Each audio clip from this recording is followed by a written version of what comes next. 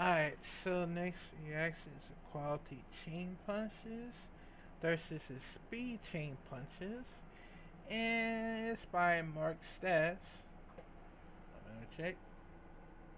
Yep, Mark Stas.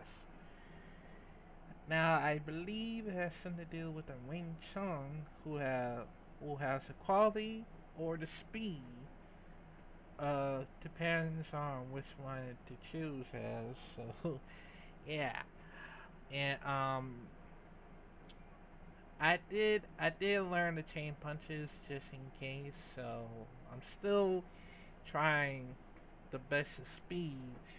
As long if I would have used the Iron Fist, you know, this you so I mean just keep on using the you know contain um the body and pressure and all this stuff. But yeah, man, only thing I like about Wing Chun is just chain chain punches. Cause who said chain punches are useless? Cause all that nonsense, you just have to like, condition your knuckles in order to like, you know, just try, just train harder and harder for like a year till you get it right. I mean, chain punches don't have doesn't have to be so useless at all. I mean, you just gotta learn it the best way, but not a wrong way, just in case. So, yeah. But let's check it out in five, four, three, two.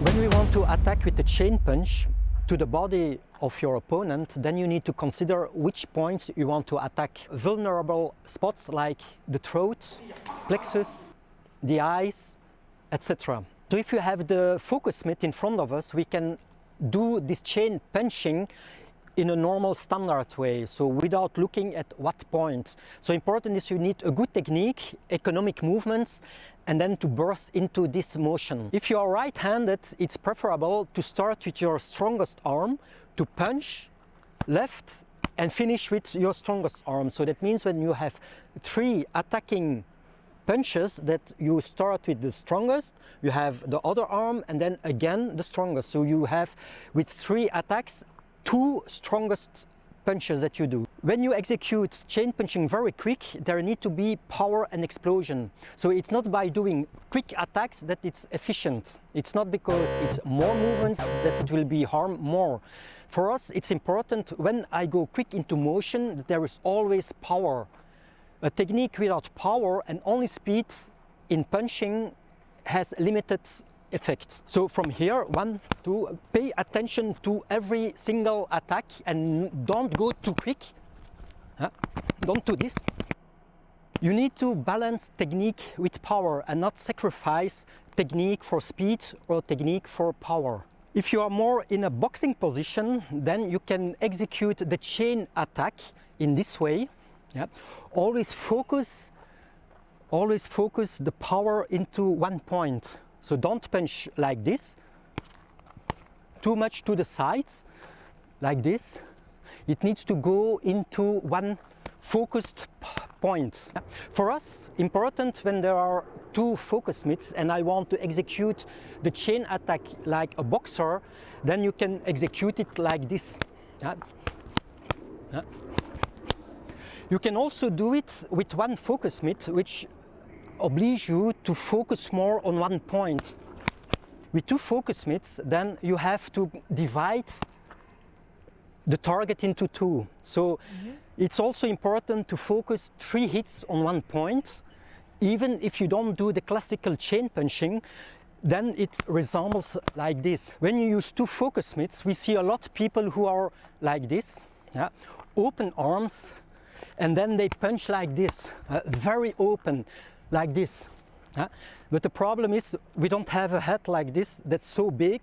So think with me and execute this punching motion with two focus mitts, not too big. It's a little bit like Tomo has a head like that, into a shorter line and focus. Yeah.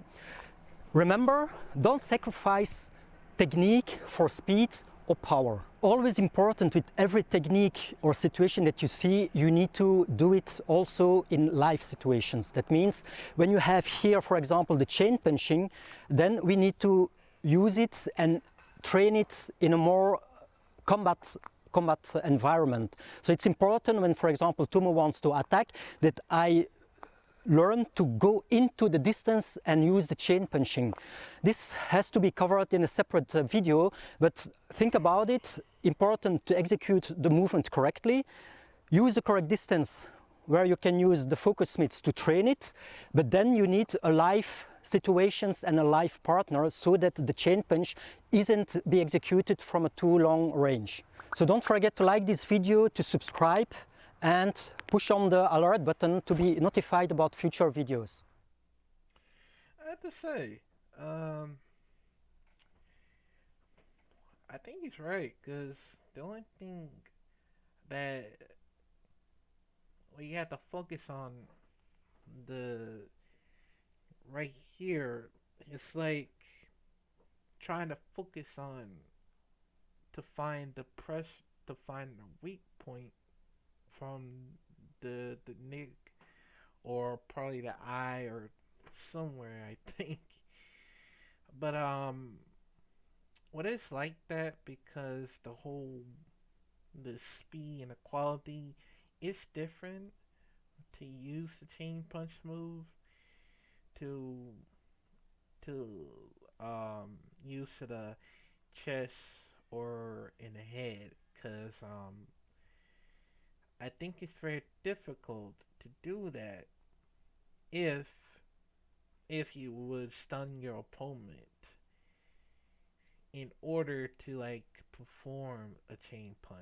So that's the only reason why you need to make sure you have to stun your opponent before doing a chain punch. So that's only the key. The key is how to dodge it to left from the right, to left hook, right hook, straight kicks. All you have to do is learn every 64 blocks as long as you can, or try to do a dodge as well, because it's all about timing. You know, timing is the key to make sure you did it correctly. If you don't, otherwise it's gonna get in trouble. Like you're gonna get cornered, or you can get knocked out. So yeah, but yeah, man, that was very amazing. Cause I will gladly look more to Wing Chun Kung Fu, well, along with other ones just in case. So yeah, man, coming